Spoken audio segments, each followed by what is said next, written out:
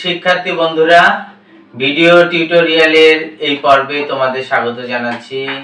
আমরা আজকে word and phrases এর কিছু প্রশ্ন নিয়ে আলোচনা করব। এখানে বলা হচ্ছে ড্যাশ দ্য ব্যালকনি ড্যাশ।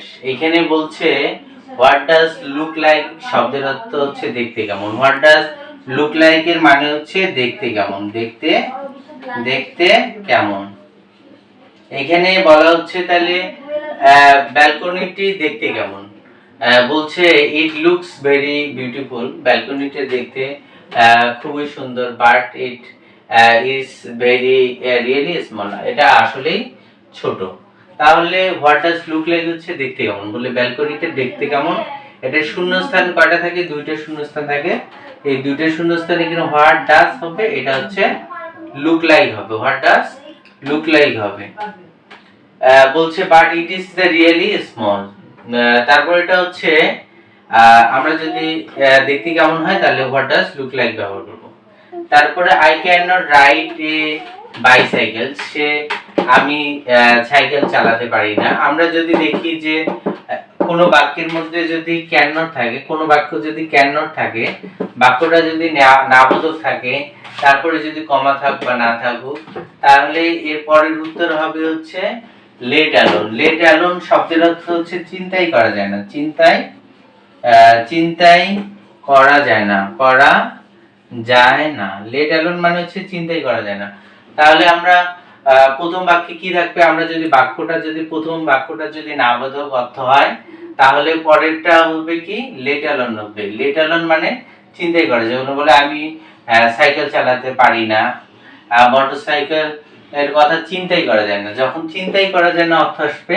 আর আমরা যদি অর্থ না জানি তাহলে আমরা বাক্যটা দেখবো যে বাক্যটা নাবোধক হলে তাহলে আমাদের লেট অ্যালোন হবে। I have no money to buy any of them. বলছে আমার এগুলো কেনার কোনটি সামর্থ্য নেই, বলছে অর্থ নেই। তারপরে বলা হচ্ছে কি ড্যাশ দ্য রেইন স্টপেড। আমরা জানি as soon as মানে হচ্ছে যেই মাত্র, as soon as মানে হচ্ছে, তাহলে এটা হবে এ, এটা হচ্ছে বি। তারপরে এটা হচ্ছে as soon as মানে হচ্ছে as soon as শব্দের অর্থ হচ্ছে যেই মাত্র যদি আসে তাহলে আমরা কি ব্যবহার করব? as soon as ব্যবহার করব। যেই মাত্রের বেলা কি হবে? as soon as। আর যদি যতক্ষণ পর্যন্ত না,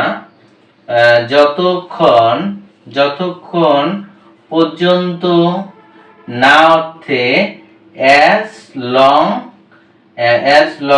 as ব্যবহার করব। as long as ব্যবহার করব। আর আমরা যেন অর্থে আমরা কি করব? as if এবং as though ব্যবহার করব। আমরা যেই মাত্র আমরা অর্থ লিখব, বলে যদি অর্থের মধ্যে হচ্ছে যেই মাত্র যারা বাক্য হয় তাহলে আমরা as soon as ব্যবহার করব। আর যদি as long as কখন ব্যবহার করব? যতক্ষণ পর্যন্ত না যখন অর্থ হয় তখন as long as ব্যবহার করব। as if as though আমরা কখন বলবো? অর্থের অর্থ হবে হচ্ছে যেন। আমরা জানি as if বা as long as এগুলোর আগে এবং পরের টেন্সটা কি হয়? একই রকমের টেন্স হয়, কিন্তু as if as though এর বেলায় কি হয়? টেন্সটা আলাদা হয়। as if as though এর বেলায় টেন্সটা কি হয়? আলাদা হয়। এখানে বলা হচ্ছে যে তাহলে যেই মাত্র, তাহলে as soon as অর্থ যেই মাত্র বৃষ্টিটা বন্ধ হয়েছিল, I started for home, আমি বাড়ির উদ্দেশ্যে রওনা হলাম। তাহলে উত্তর হবে কি হবে? as soon as মানে যেই মাত্র। তারপরে বলা হচ্ছে dash is difficult to Regain lost health, মানে হারানো স্বাস্থ্য ফিরে পাওয়া কঠিন। তাহলে এখানে স্বাস্থ্যের কথা বলা হচ্ছে। স্বাস্থ্যটা একটা বস্তু। আমরা বলছি যে ইট কখন বলবে? ইট যখন বস্তু বোঝাবে। বস্তু হলে কি হবে? ইট হবে। তাহলে এটা হবে ইট হবে। এখানে স্বাস্থ্যের কথা বলা হচ্ছে, তার জন্য এটার উত্তর হবে ইট হবে। তারপরে বলছে সুতরাং we should always take care of our health. তাই আমাদের উচিত যে আমাদের স্বাস্থ্যের কি করা উচিত? যত্ন নেওয়া উচিত। তারপরে বলা হচ্ছে dash flows of the river beside our village. বলছে আমাদের আমাদের গ্রামের পাশে একটি নদী বহমান। এখানে ফ্লোজ হচ্ছে আমরা জানি দেয়ার উপরে কি বসে, দেয়ার উপরে ভার্বটা সিঙ্গুলার এবং প্লুরাল হতে পারে, এটা হচ্ছে সিঙ্গুলার।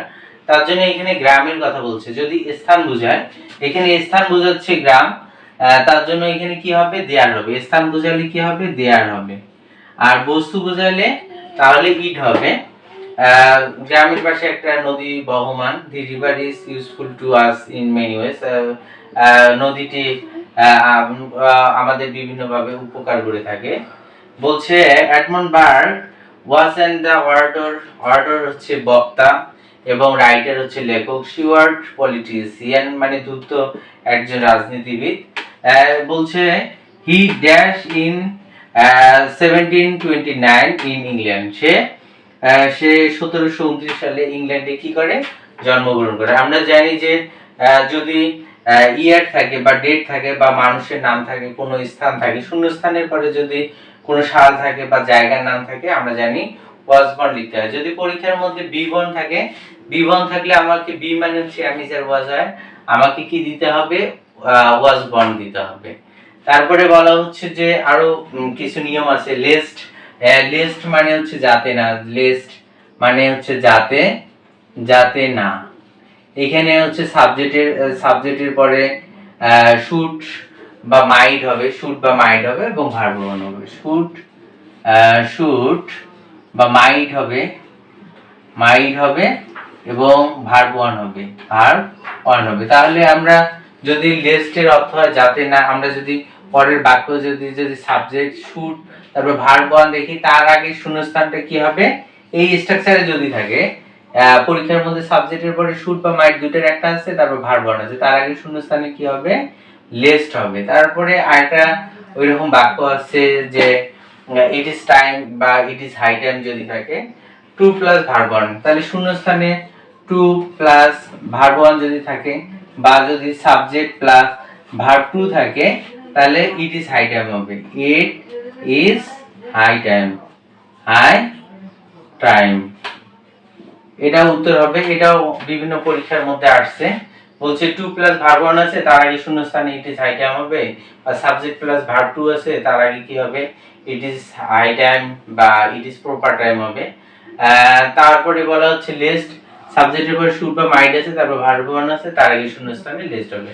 তাহলে আজ এ পর্যন্ত, দেখা হবে পরের টিউটোরিয়ালে।